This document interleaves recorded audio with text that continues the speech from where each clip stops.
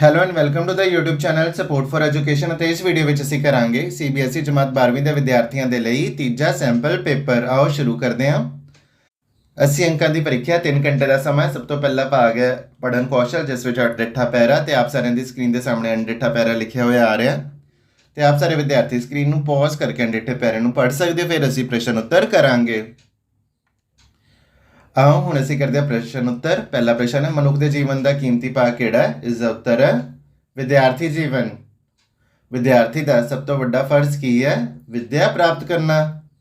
ਵਿਦਿਆਰਥੀਆਂ ਨੂੰ ਦਿਮਾਗੀ ਵਿਕਾਸ ਦੇ ਨਾਲ ਨਾਲ ਕਿਹੜਾ ਵਿਕਾਸ ਕਰਨਾ ਚਾਹੀਦਾ? ਇਸ ਦਾ ਉੱਤਰ ਹੈ ਉਪਰੋਕਤ ਦੋਵੇਂ। ਕਿਹੜੇ ਕਿਹੜੇ ਦੋਵੇਂ? ਸਰੀਰ ਦਾ ਅਤੇ ਆਤਮਾ ਦਾ।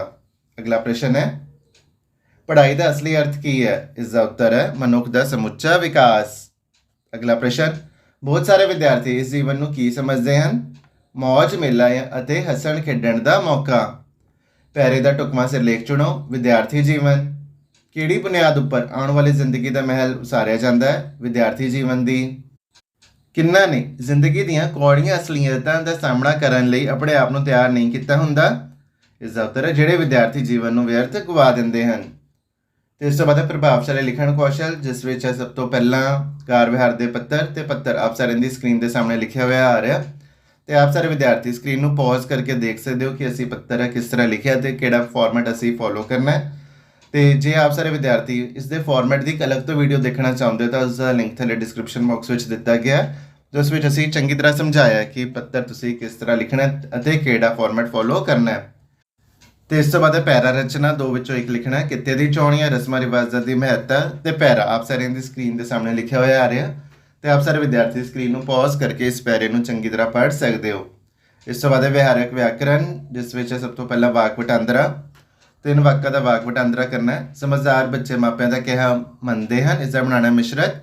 ਜਿਹੜੇ ਬੱਚੇ ਸਮਝਦਾਰ ਹੁੰਦੇ ਹਨ ਉਹ ਮਾਪਿਆਂ ਦਾ ਕਿਹਾ ਮੰਨਦੇ ਹਨ। ਤੁਹਾਡਾ ਨਾਂ ਕੀ ਹੈ? ਇਸ ਦਾ ਬਣਾਉਣਾ ਸਧਾਰਨ ਵਾਕ। ਤੁਸੀਂ ਆਪਣਾ ਨਾਂ ਦੱਸੋ। ਜੇਕਰ ਪਰਹੇਜ਼ ਨਹੀਂ ਰੱਖੋਗੇ ਤਾਂ ਸਿਹਤ ਖਰਾਬ ਹੋ ਜਾਵੇਗੀ। ਇਸ ਦਾ ਬਣਾਉਣਾ ਹਾਂ ਵਾਚਕ। ਜੇਕਰ ਪਰਹੇਜ਼ ਰੱਖੋਗੇ ਤਾਂ ਸਿਹਤ ਠੀਕ ਰਹੇਗੀ। ਉਹ ਵਾਪਸ ਨਹੀਂ ਪਰਤੇਗਾ। ਇਸ ਦਾ ਬਣਾਉਣਾ ਕਰਮਨੀ ਵਾਚਕ ਵਾਕ। ਉਸ ਤੋਂ ਵਾਪਸ ਨਹੀਂ ਪਰਤਿਆ ਜਾਵੇਗਾ। ਇਸ ਤੋਂ ਬਾਅਦ ਅਖਾਣ ਖੌਤਾਂ ਤੇ 6 ਵਿੱਚੋਂ 5 ਅਖਾਣਾਂ ਦੇ ਵਾਕ ਬਣਾਉਣੇ ਹਨ। ਉੱਠੇ ਤਾਂ ਉੱਠ ਨਹੀਂ ਰੇਤੇ ਦੀ ਮੁੱਠ। ਇਸ ਦਾ ਅਰਥ ਹੈ ਕਿ ਜਿਹੜਾ ਬੰਦਾ ਕੰਮ ਕਾਰ ਨਹੀਂ ਕਰਦਾ ਉਹ ਬੇਕਾਰ ਹੈ। ਇਸ ਤੋਂ ਬਾਅਦ ਆਪੇ ਮੈਂ ਰੱਜੀ ਪੁੱਜੀ, ਆਪੇ ਮੇਰੇ ਬੱਚੇ ਜੀਣ। ਤੇ ਜਦੋਂ ਕੋਈ ਆਪਣੀ ਵਡਿਆਈ ਆਪ ਕਰੇ ਉਦੋਂ ਇਸ ਦੀ ਵਰਤੋਂ ਕੀਤੀ ਜਾਂਦੀ ਹੈ। ਤੇ ਵਾਕ ਕਿਸ ਤਰ੍ਹਾਂ ਬਣਾਉਣਾ ਹੈ ਉਹ ਆਪ ਸਾਰਿਆਂ ਦੀ ਸਕਰੀਨ ਦੇ ਸਾਹਮਣੇ ਆ ਰਿਹਾ। ਛੱਜ ਤਾਂ ਬੋਲੇ, ਛਾਣਨੀ ਕਿਉਂ ਬੋਲੇ। ਜਦੋਂ ਕੋਈ ਕਸੂਰਵਾਰ ਕਿਸੇ ਹੋਰ ਦਾ ਕਸੂਰ ਕੱਢੇ, ਮੀਨਸ ਕਿ ਉਹ ਆਪ ਕਸੂਰਵਾਰ ਹੈ ਤੇ ਉਹ ਆਪ ਕਿਸੇ ਹੋਰ ਦਾ ਕਸੂਰ ਵੀ ਕੱਢ ਰਿਹਾ ਤੇ ਉਦੋਂ ਇਸ ਦੀ ਵਰਤੋਂ ਕੀਤੀ ਜਾਂਦੀ ਹੈ।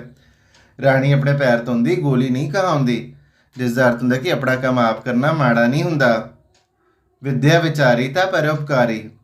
ਇਸ ਦਾ ਅਰਥ ਹੈ ਕਿ ਵਿਦਿਆ ਦੂਜਿਆਂ ਦਾ ਭਲਾ ਕਰਨਾ ਸਿਖਾਉਂਦੀ ਹੈ। ਅੰਨਾ ਵੰਡੇ ਰੇਵਣੀਆਂ, ਮੁੜ ਮੁੜ ਆਪਣਿਆਂ ਨੂੰ।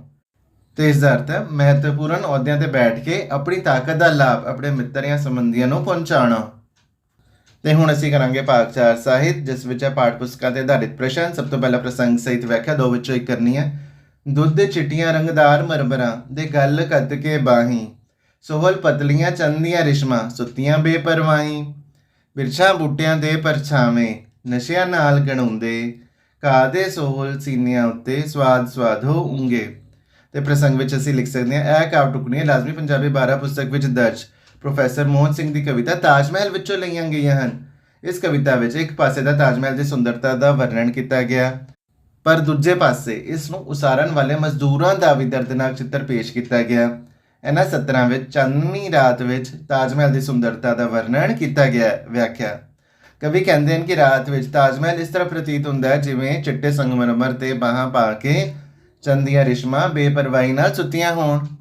ਬਿਰਛਾਂ ਤੇ ਬੂਟਿਆਂ ਦੇ ਪਰਛਾਵੇਂ ਨਸ਼ਿਆਂ ਵਿੱਚ ਮਸਤ ਹੋ ਕੇ ਕਾਂ ਦੇ ਕੋਮਲ ਸੀਨੇ ਉੱਤੇ ਸਵਾਦ ਸਵਾਦੋ ਉਂਗ ਰਹੇ ਹਨ, ਜਿਸ ਦਾ ਅਰਥ ਹੈ ਕਾਂ ਦੇ ਸੀਨੇ ਤੇ ਸੁੱਤੇ ਪਏ ਹਨ। ਅਗਲੀਆਂ ਕਾਵਿ ਟੁਕੜੀਆਂ ਹਨ। ਤੈਨੂੰ ਦਿਆਂ ਹੰਝੂਆਂ ਦਾ ਪਾੜਾ, ਨੀ ਪੀਣਾ ਦਾ ਪਰਾਗਾ ਪੁੰਨ ਦੇ ਪੱਠੀ ਵਾਲੀਏ। ਪੱਠੀ ਵਾਲੀਏ ਚੰਬੇ ਦੀਏ ਡਾਲੀਏ, ਨੀ ਦੁੱਖਾਂ ਦਾ ਪਰਾਗਾ ਪੁੰਨ ਦੇ ਪੱਠੀ ਵਾਲੀਏ। ਤੇ ਪ੍ਰਸੰਗ ਵਿੱਚ ਅਸੀਂ ਲਿਖ ਸਕਦੇ ਹਾਂ, ਇਹ ਕਾਵਿ ਟੁਕੜੀਆਂ ਲਾਜ਼ਮੀ ਪੰਜਾਬੀ 12 ਪੁਸਤਕ ਵਿੱਚ ਦਰਜ ਸ਼ਿਵ ਕੁਮਾਰ ਬਟਾਲਵੀ ਦੀ ਕਵਿਤਾ ਗੀਤ ਵਿੱਚੋਂ ਲਈਆਂ ਗਈਆਂ ਹਨ। ਇਸ ਕਵਿਤਾ ਵਿੱਚ ਕਵੀ ਨੇ ਬਿਰਹਾ ਦੇ ਦੁੱਖਾਂ ਦਾ ਬਿਆਨ ਕੀਤਾ ਹੈ। ਇਹਨਾਂ ਸਤਰਾਂ ਵਿੱਚ ਕਵੀ ਪੱਠੀ ਵਾਲੀ ਨੂੰ ਭਾਵ ਹੋਣੀ ਨੂੰ ਉਸ ਦੀਆਂ ਪੀੜਾਂ ਦਾ ਪਰਾਗਾ ਛੇਤੀ ਪੁੰਨਣ ਲਈ ਕਹਿੰਦਾ ਹੈ। ਵਿਆਖਿਆ, ਇਹਨਾਂ ਸਤਰਾਂ ਵਿੱਚ ਕਵੀ ਪੱਠੀ ਵਾਲੀ ਨੂੰ ਭਾਵ ਹੋਣੀ ਨੂੰ ਸੰਬੋਧਨ ਕਰਦਿਆਂ ਕਹਿੰਦਾ ਹੈ ਕਿ ਮੇਰੀਆਂ ਪੀੜਾਂ ਦਾ ਪਰਾਗਾ ਛੇਤੀ ਪੁੰਨ ਦਵੇ। ਉਹ ਪੱਠੀ ਵਾਲੇ ਨੂੰ ਚੰਬੇ ਦੀ ਡਾਲੀ ਆਖਦਾ ਹੋਇਆ ਕਹਿੰਦਾ ਹੈ ਕਿ ਉਸ ਦੇ ਦੁੱਖਾਂ ਦਾ ਪਰਾਗਾ ਛੇਤੀ ਪੁੰਨ ਦਵੇ। ਕਵੀ ਅਜਿਹਾ ਇਸ ਕਰਕੇ ਕਹਿੰਦਾ ਹੈ ਕਿਉਂਕਿ ਉਸਨੂੰ ਲੱਗਦਾ ਹੈ ਕਿ ਮੌਤ ਹੀ ਉਸਦੇ ਦੁੱਖਾਂ ਦਾ ਅੰਤ ਕਰ ਸਕਦੀ ਹੈ। ਤੇ ਇਸ ਤੋਂ ਬਾਅਦ ਕਵਿਤਾਵਾਂ ਵਿੱਚੋਂ ਬਹੁ ਵਿਕਲਪੀ ਪ੍ਰਸ਼ਨ, ਕੁਦਰਤ ਦੀ ਦੇਵੀ ਦੀ ਮੁੱਠੀ ਵਿੱਚ ਕੀ ਆ ਗਿਆ? ਇਸ ਦਾ ਉੱਤਰ ਸਾਰੇ ਅਰਸ਼ੀ ਨਜ਼ਾਰੇ। ਚੁੰਮ ਚੁੰਮ ਰੱਖੋ ਕਵਿਤਾ ਕਿਸ ਨੇ ਲਿਖੀ ਹੈ? ਨੰਦ ਲਾਲ ਨੂਰਪੁਰੀ। ਵਾਰਿਸ ਸ਼ਾਹ ਕਵਿਤਾ ਵਿੱਚ ਕਿਹੜੇ ਪ੍ਰੀਤ ਨਾਇਕ ਨਾਇਕਾ ਦਾ ਜ਼ਿਕਰ ਹੋਇਆ? ਹੀਰ ਰਾਂਝੇ ਦਾ। ਠੰਡੀ ਰਾਤ ਵਿੱਚ ਮਾਂ ਤੇ ਪੁੱਤਰ ਕਿਹੜੀ ਚੁੰਮ ਮਾਰ ਕੇ ਸੁੱਤੇ ਪਏ ਸਨ? ਨੇਰੇ ਦੀ। ਇਸ ਤੋਂ ਬਾਅਦ ਕਹਾਣੀਆਂ ਵਿੱਚੋਂ ਨੀਲੀ ਦੀ ਮਾਨਸਿਕ ਸਥਿਤੀ ਸਮਝਦੇ ਹੋਏ ਉਸਦੇ ਪਾਤਰ ਬਾਰੇ ਆਪਣੇ ਵਿਚਾਰ 125 ਤੋਂ 150 ਸ਼ਬਦਾਂ ਵਿੱਚ ਪ੍ਰਗਟ ਕਰੋ। ਤੇ ਇੱਥੇ ਅਸੀਂ ਨੀਲੀ ਦਾ ਪਾਤਰ ਚਿੱਤਰਨ ਕਰਨਾ ਤੇ ਤੁਸੀਂ ਇਸ ਵਿੱਚ ਲਿਖ ਸਕਦੇ ਹੋ ਜਾਣ ਪਛਾਣ, ਸੋਹਣੀ ਤੇ ਸਿਹਤਮੰਦ, ਮਸਾਲੇਦਾਰ ਚਾਰਾ ਖਾਣ ਦੀ ਚਾਹਵਾਨ, ਇੱਕ ਚੰਗੀ ਮਾਂ, ਬੇਵਸ। ਦੇ ਹਰ ਪੁਆਇੰਟ ਨੂੰ ਤੁਸੀਂ ਚੰਗੀ ਤਰ੍ਹਾਂ ਐਕਸਪਲੇਨ ਕਰਨਾ। ਅਗਲਾ ਪ੍ਰਸ਼ਨ ਹੈ ਮਾੜਾ ਬੰਦਾ ਕਹਾਣੀ ਦਾ ਵਿਸ਼ਾ ਵਸਤੂ 125 ਤੋਂ 150 ਸ਼ਬਦਾਂ ਵਿੱਚ ਲਿਖੋ। ਤੇ ਇਸ ਵਿੱਚ ਅਸੀਂ ਲਿਖ ਸਕਦੇ ਹਾਂ ਮਾੜਾ ਬੰਦਾ ਕਹਾਣੀ ਪ੍ਰਿੰਗ ਪ੍ਰਕਾਸ਼ ਦੁਆਰਾ ਲਿਖੀ ਗਈ ਹੈ। ਇਸ ਕਹਾਣੀ ਵਿੱਚ ਕਹਾਣੀਕਾਰ ਨੇ ਮੱਧ ਵਰਗ ਅਤੇ ਨਿਮਨ ਵਰਗ ਦੀ ਮਾਨਸਿਕਤਾ ਦਾ ਚਿੱਤਰ ਪੇਸ਼ ਕੀਤਾ ਹੈ। ਤੇ ਇਸ ਤੋਂ ਬਾਅਦ ਅਸੀਂ ਲਿਖ ਸਕਦੇ ਹਾਂ ਵੀ ਕਹਾਣੀ ਵਿੱਚ ਕੀ ਹੁੰਦਾ ਹੈ ਤੇ ਉਸ ਨੂੰ ਤੁਸੀਂ ਪੌਜ਼ ਕਰਕੇ ਪੜ੍ਹ ਸਕਦੇ ਹੋ। ਤੇ ਅੰਤ ਵਿੱਚ ਅਸੀਂ ਲਿਖਣਾ ਇਸ ਤਰ੍ਹਾਂ ਮਾੜਾ ਬੰਦਾ ਕਹਾਣੀ ਵਿੱਚ ਮੱਧ ਵਰਗ ਦੇ ਮਨੁੱਖਾਂ ਦੀ ਮਾਨਸਿਕਤਾ ਨੂੰ ਪ੍ਰਗਟਾਇਆ ਗਿਆ ਜਿਹੜੇ ਉੱਪਰੋਂ ਤਾਂ ਤਾਕਤਵਰ ਹੋਣ ਦਾ ਵਿਖਾਵਾ ਕਰਦੇ ਹਨ ਪਰ ਅੰਦਰੋਂ ਬਹੁਤ ਕਮਜ਼ੋਰ ਹਨ। ਇਸ ਕਹਾਣੀ ਵਿੱਚ ਰਿਕਸ਼ੇ ਵਾਲੇ ਦੇ ਪਾਤਰ ਰਾਹੀਂ ਨਿਮਨ ਵਰਗ ਦੀ ਮਾਨਸਿਕਤਾ ਨੂੰ ਵੀ ਉਘਾੜਿਆ ਗਿਆ ਹੈ ਜੋ ਆਪਣਾ ਹੱਕ ਲੈਣ ਵਿੱਚ ਯਕੀਨ ਰੱਖਦਾ ਹੈ। ਇਸ ਤੋਂ ਬਾਅਦ ਬਹੁ ਵਿਕਲਪੀ ਪ੍ਰਸ਼ਨ ਕਹਾਣੀਆਂ ਵਿੱਚੋਂ ਪ੍ਰੋਫੈਸਰ ਕੀ ਕਰਦਾ ਕਾਲਜ ਵਿੱਚੋਂ ਨਿਕਲਿਆ ਸੀ? ਕੁਝ ਸੋਚਦਾ। ਗਵਾਲਾ ਲੇਖਕ ਦੇ ਘਰ ਨੀਲੀ ਦਾ ਦੁੱਧ ਕਿੱਥੇ ਚੋਂਦਾ ਸੀ? ਮਹਿੰਦੀ ਦੇ ਬੂਟੇ ਹੇਠਾਂ। ਮਾੜਾ ਬੰਦਾ ਕਹਾਣੀ ਵਿਚਲਾ ਲੇਖਕ ਪਾਤਰ ਕੀ ਲਿਖ ਕੇ ਪੂਰਾ ਕਰਨ ਦਾ ਯਤਨ ਕਰਦਾ ਹੈ? ਚਿੱਠੀ। ਰਿਕਸ਼ੇ ਵਾਲਾ ਕਿਹੜੀ ਕਹਾਣੀ ਦਾ ਪਾਤਰ ਹੈ? ਮਾੜਾ ਬੰਦਾ। ਜੀਤੋ ਦੇ ਵੱਡੇ ਵੀਰ ਦਾ ਸੁਭਾਅ ਕਿਹੋ ਜਿਹਾ ਸੀ? ਜਿੱਦੀ ਤੇ ਜਜ਼ਬਾਤੀ। ਇਸ ਤੋਂ ਬਾਅਦ ਕਹਾਣੀਆਂ ਵਿੱਚੋਂ 2 ਅੰਕਾਂ ਵਾਲੇ ਪ੍ਰਸ਼ਨ, ਸਾਂਝ ਕਹਾਣੀ ਦੀ ਪਿੱਠ ਭੂਮੀ ਵਿੱਚ ਬਣੀਆਂ ਪਰਿਸਥਿਤੀਆਂ ਅਜੋਕੀਆਂ ਪਰਿਸਥਿਤੀਆਂ ਨਾਲੋਂ ਕਿਵੇਂ ਭਿੰਨ ਹਨ? ਤੇ ਇਸ ਦਾ ਉੱਤਰ ਹੈ ਸਾਂਝ ਕਹਾਣੀ ਦੀ ਪਿੱਠ ਭੂਮੀ ਵਿੱਚ ਬਣੀਆਂ ਪਰਿਸਥਿਤੀਆਂ ਅਜੋਕੀਆਂ ਪਰਿਸਥਿਤੀਆਂ ਨਾਲੋਂ ਕਾਫੀ ਭਿੰਨ ਹਨ। ਅੱਜ ਕੱਲ੍ਹ ਸੜਕਾਂ ਵਿੱਚ ਸੁਧਾਰ ਹੋਇਆ ਹੈ। ਅੱਜ ਕੱਲ੍ਹ ਭਾਰਤ ਵਿੱਚ ਸਾਈਕਲ ਯੁੱਗ ਨਹੀਂ ਰਿਹਾ ਅਤੇ ਅੱਜ ਕੱਲ੍ਹ ਲੋਕਾਂ ਕੋਲ ਸਕੂਟਰ ਅਤੇ ਮੋਟਰਸਾਈਕਲਾਂ ਹਨ। ਆਵਾਜਾਈ ਦੇ ਸਾਧਨਾਂ ਵਿੱਚ ਵੀ ਕਾਫੀ ਸੁਧਾਰ ਹੋਇਆ ਹੈ। ਅਗਲਾ ਪ੍ਰਸ਼ਨ ਹੈ ਅੰਤ ਵਿੱਚ ਪ੍ਰੋਫੈਸਰ ਨੇ ਆਪਣੇ ਘਾਟੇ ਨੂੰ ਕਿਵੇਂ ਪੂਰਾ ਕੀਤਾ? ਤੇ ਇਸ ਦਾ ਉੱਤਰ ਹੈ ਪ੍ਰੋਫੈਸਰ ਬੁੱਢੀ ਮਾਈ ਨੂੰ ਪਿੰਡ ਤੱਕ ਛੱਡ ਕੇ ਆਉਣਾ ਚਾਹੁੰਦਾ ਸੀ ਪਰ ਉਹ ਮਜਬੂਰ ਸੀ। ਜਦੋਂ ਲਾਲ ਚੀਰੇ ਵਾਲਾ ਬੁੱਢੀ ਮਾਈ ਨੂੰ ਪਿੰਡ ਛੱਡਣ ਲਈ ਆਇਆ ਤਾਂ ਉਸ ਨਾਲ ਪ੍ਰੋਫੈਸਰ ਦੀ ਸਾਂਝ ਪੈ ਗਈ। ਪ੍ਰੋਫੈਸਰ ਨੂੰ ਇੰਜ ਪ੍ਰਤੀਤ ਹੋਇਆ ਜਿਵੇਂ ਉਸ ਨੇ ਆਪਣੇ ਘਾਟੇ ਨੂੰ ਪੂਰਾ ਕਰ ਲਿਆ ਹੋਏ। ਅਗਲਾ ਪ੍ਰਸ਼ਨ ਹੈ ਲੇਖਕ ਦੇ ਤ੍ਰੀਮਤ ਨੇ ਨੀਲੀ ਨੂੰ ਕਿਉਂ ਪਸੰਦ ਕੀਤਾ ਸੀ? ਤੇ ਇਸ ਦਾ ਉੱਤਰ ਹੈ ਨੀਲੀ ਇੱਕ ਸੋਹਣੀ ਅਤੇ ਸਿਹਤਮੰਦ ਗਾਂ ਸੀ। ਲੇਖਕ ਦੀ ਤ੍ਰੀਮਤ ਨੇ ਸੋਚਿਆ ਕਿ ਸੋਹਣੀ ਅਤੇ ਸਿਹਤਮੰਦ ਗਾਂ ਦਾ ਦੁੱਧ ਵਧੀਆ ਹੁੰਦਾ, ਇਸ ਕਰਕੇ ਉਸ ਨੇ ਗਵਾਲੇ ਦੇ ਢੇਰ ਸਾਰੇ ਡੰਗਰਾਂ ਵਿੱਚੋਂ ਨੀਲੀ ਨੂੰ ਪਸੰਦ ਕੀਤਾ ਸੀ। ਅਗਲਾ ਪ੍ਰਸ਼ਨ ਹੈ ਰਿਕਸ਼ੇ ਵਾਲੇ ਨਾਲ ਲੇਖਕ ਦੀ ਪਤਨੀ ਦੇ ਝਗੜੇ ਦਾ ਕੀ ਕਾਰਨ ਸੀ?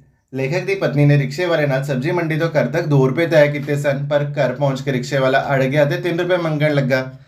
ਲੇਖਕ ਦੀ ਪਤਨੀ ਨੇ ਰਿਕਸ਼ੇ ਵਾਲੇ ਨੂੰ 2 ਰੁਪਏ ਦਿੱਤੇ ਅਤੇ ਰਿਕਸ਼ੇ ਵਾਲੇ ਨੇ 2 ਰੁਪਏ ਵਗਾ ਸੁੱਟੇ। ਇਸ ਤਰ੍ਹਾਂ ਤੈਅ ਕੀਤੇ ਪੈਸੇ ਤੋਂ ਵੱਧ ਪੈਸੇ ਮੰਗਣਾ ਝਗੜੇ ਦਾ ਕਾਰਨ ਸੀ। ਅਗਲਾ ਪ੍ਰਸ਼ਨ ਹੈ ਜੀਤੋ ਦੇ ਵਿਆਹ ਤੋਂ ਬਾਅਦ ਜੀਤੋ ਦੇ ਵੀਰ ਦੀ ਮਨੋਦਸ਼ਾ ਕਿਹੋ ਜਿਹੀ ਹੋ ਗਈ? ਤੇ ਇਸ ਦਾ ਉੱਤਰ ਹੈ ਜੀਤੋ ਦੇ ਵਿਆਹ ਤੋਂ ਬਾਅਦ ਉਸਦੇ ਵੀਰ ਦਾ ਮਨ ਭਾਰਾ ਜਿਹਾ ਹੋ ਗਿਆ। ਫਿਰ ਉਸ ਨੂੰ ਆਪਣਾ ਚੇਤਾ ਆਇਆ ਕਿ ਕਿਸ ਤਰ੍ਹਾਂ ਉਹ ਵਿਆਹ ਲਈ ਤਿਆਰ ਹੁੰਦਾ ਵਿਆਹ ਤੋਂ ਡਰ ਜਾਂਦਾ ਸੀ।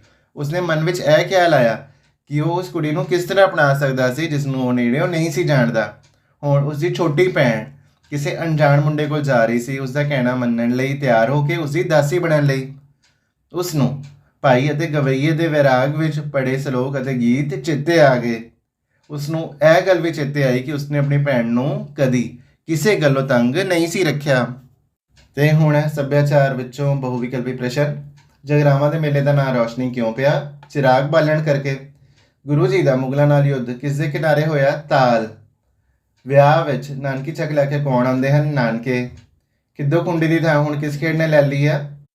ਹਾਕੀ। ਪੰਜਾਬ ਦੇ ਕਿਸ ਲੋਕ ਨਾਚ ਨੇ ਰਾਸ਼ਟਰੀ ਅਤੇ ਅੰਤਰਰਾਸ਼ਟਰੀ ਪ੍ਰਸਿੱਧੀ ਪ੍ਰਾਪਤ ਕੀਤੀ ਹੈ? ਭੰਗੜਾ।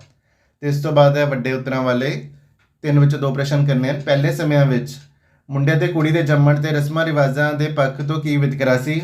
ਹੁਣ ਇਹ ਵਿਤਕਰਾ ਕਿਵੇਂ ਘਟ ਰਿਹਾ? ਤੇ ਇਸ ਦਾ ਉੱਤਰ ਹੈ ਪਹਿਲੇ ਸਮਿਆਂ ਵਿੱਚ ਰਸਮਾਂ ਰੀਤਾਂ ਮੁੰਡਿਆਂ ਲਈ ਹੀ ਕੀਤੀਆਂ ਜਾਂਦੀਆਂ ਸਨ। ਧੀ ਜੰਮਦੀ ਸੀ ਤਾਂ ਮਾਪਿਆਂ ਦੇ ਭਾਅ ਦਾ ਪਹਾੜ ਡਿੱਗ ਪੈਂਦਾ ਸੀ। ਨਾ ਕੋਈ ਵਧਾਈ ਦਿੰਦਾ ਸੀ ਤੇ ਨਾ ਹੀ ਕਿਸੇ ਨੂੰ ਲੱਡੂ ਵੰਡੇ ਜਾਂਦੇ ਸਨ। ਧੀਆਂ ਦਾ ਨਾਮਕਰਨ ਸੰਸਕਾਰ ਵੀ ਨਹੀਂ ਸੀ ਹੁੰਦਾ।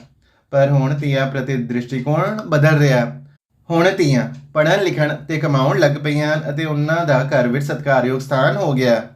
ਅਗਲਾ ਪ੍ਰਸ਼ਨ ਹੈ, ਸੌਂਚੀ ਪੱਕੀ ਖੇਡ ਬਾਰੇ ਜਾਣਕਾਰੀ ਦਿਓ। ਸੌਂਚੀ ਪੱਕੀ ਪੰਜਾਬੀ ਜਵਾਨਾਂ ਦੀ ਮਨਪਸੰਦ ਖੇਡ ਰਹੀ ਹੈ। ਮੇਲਿਆਂ ਤੇ ਆਮ ਕਰਕੇ ਅਤੇ ਛਪਾਰ ਦੇ ਮੇਲੇ ਤੇ ਖਾਸ ਕਰਕੇ ਸੌਂਚੀ ਪੱਕੀ ਦੇ ਮੁਕਾਬਲੇ ਹੋਇਆ ਕਰਦੇ ਸਨ, ਜਿਨ੍ਹਾਂ ਨੂੰ ਦਰਸ਼ਕ ਬੜੇ ਉਤਸ਼ਾਹ ਨਾਲ ਵੇਖ ਕੇ ਆਨੰਦ ਮਾਣਦੇ ਸਨ। ਇਸ ਖੇਡ ਰਾਹੀਂ ਗੱਭਰੂ ਆਪਣੇ ਸਰੀਰਕ ਬਲ ਦਾ ਪ੍ਰਗਟਾਵਾ ਕਰਦੇ ਸਨ। ਇਹ ਖੇਡ ਕਿਸੇ ਹੱਦ ਤੱਕ ਬਾਕਸਿੰਗ ਨਾਲ ਮਿਲਦੀ ਜੁਲਦੀ ਖੇਡ ਹੈ। ਅਗਲਾ ਪ੍ਰਸ਼ਨ ਹੈ, ਗਿੱਧਾ ਲੋਕ ਨਾਚ ਦਾ ਸੰਖੇਪ ਵਰਣਨ ਕਰੋ। ਤੇ ਇਸ ਦਾ ਉੱਤਰ ਹੈ, ਗਿੱਧਾ ਸਮੁੱਚੇ ਪੰਜਾਬ ਦੀਆਂ ਇਸਤਰੀਆਂ ਦੇ ਚਾਵਾਂ, ਉਮੰਗਾਂ, ਵਲਵਲਿਆਂ ਅਤੇ ਉਲਾਸ ਭਾਵਾਂ ਨੂੰ ਪ੍ਰਗਟ ਕਰਨ ਵਾਲਾ ਹਰਮਨ ਪਿਆਰਾ ਲੋਕ ਨਾਚ ਹੈ। ਗਿੱਧਾ ਅਸਲ ਵਿੱਚ ਤਾਲੀ ਨਾਚ ਹੈ। ਨੱਚਣ ਵਾਲੀਆਂ ਅਤੇ ਘੇਰੇ ਵਿੱਚ ਖੜੋਤੀਆਂ ਮੁਟਿਆਰਾਂ ਤਾੜੀ ਮਾਰਦੀਆਂ ਹਨ। ਤਾੜੀ ਦਾ ਗਿੱਧੇ ਦੀ ਤਾਲ ਜਾਂ ਟੱਪੇ ਦੇ ਬੋਲ ਵਿੱਚ ਰਸ ਅਤੇ ਇਕਸੁਰਤਾ ਕਾਇਮ ਰੱਖਣ ਲਈ ਬੱਲੇ ਬੱਲੇ, ਸ਼ਾਵਾਂ ਸ਼ਾਵਾਂ ਆਦਿ ਸ਼ਬਦਾਂ ਨੂੰ ਲਮਕਾਵੀ ਸੁਰ ਵਿੱਚ ਜੋੜ ਲਿਆ ਜਾਂਦਾ ਹੈ।